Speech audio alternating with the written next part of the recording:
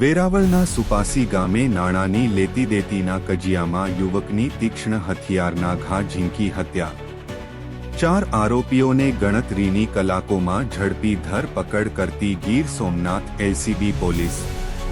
વેરાવળ તાલુકાના સુપાસી ગામે પૈસાની લેતી દેતી બાબતે મનદુખ થવાના લીધે થયેલ ઝઘડામાં 23 વર્ષના યુવાનને માર મારી જીવલેણ ઈજા પહોંચાડતા યુવાનનું મૃત્યુ થતા મર્ડરનો ગુનો નોંધાયેલ, જે ગુનાના આરોપીઓને ગણતરીની કલાકોમાં એલસીબી બ્રાન્ચે ઝડપી લઈ ધોરણસરની કાર્યવાહી હાથ ધરેલ છે। પ્રાપ્ત થતી વિગતો મુજબ સુપાસી ગામે ચોકડી પાસે રહેતા રિયાજ અહેમદભાઈ તવાણી, ઉંમર વર્ષ 23, ધંધો મજૂરી કામ, રહે સુપાસી વાળાને સુપાસીમાં રહેતા ફેસલ હનીફભાઈ તાજવાણી, ઉબેદ હનીફભાઈ તાજવાણી, જુલ્ફિકાર હનીફભાઈ તાજવાણી અને જયુલ કરીમભાઈ તાજવાણી સાથે પૈસાની લેતી દેતી બાબતે મનદુખ થવાના લીધે ચારે આરોપીઓએ રિયાજ તથા તેના ભાઈ રિઝવાન સાથે બોલાચાલી તથા મારામારી કરી જીવલેણ ઈજા કરતા રિયાજ, ઉંમર વર્ષ 23નું મોત નિપજાવી ફરાર થયેલ હતા। આ બનાવ અંગે પ્રભાસ પાટણ પોલીસમાં બીએનએસ કલમ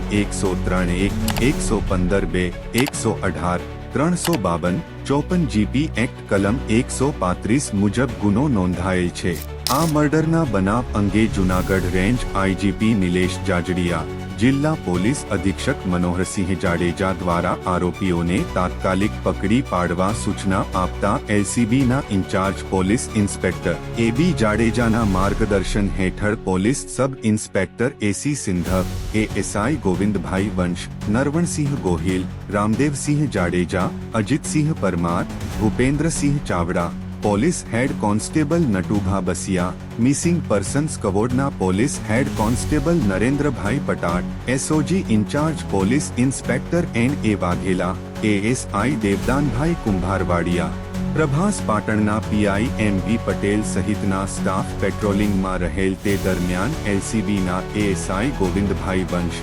નરવણસિંહ Gohil, Ajitsinh Parmar, police head constable Natubha Basiya, missing person સ્ક્વોડના પોલીસ હેડ કોન્સ્ટેબલ નરેન્દ્રભાઈ પટાટને મળેલી બાતમી તથા એસઆઈ રામદેવસિંહ જાડેજા, ભૂપેન્દ્રસિંહ ચાવડાએ ટેકનિકલ એનાલિસિસના આધારે આ મર્ડરના ગુનાના નાશી જનાર ચારે આરોપીઓમાં ફેસલ તાજવાણી, ઉબેદ તાજવાણી, જુલ્ફિકાર તાજવાણી, જયુલ તાજવાણીને ગણતરીની કલાકોમાં પકડી પાડી પ્રભાસ પાટણ પોલીસને સોંપી કાયદેસરની કાર્યવાહી હાથ ધરવામાં આવેલ છે।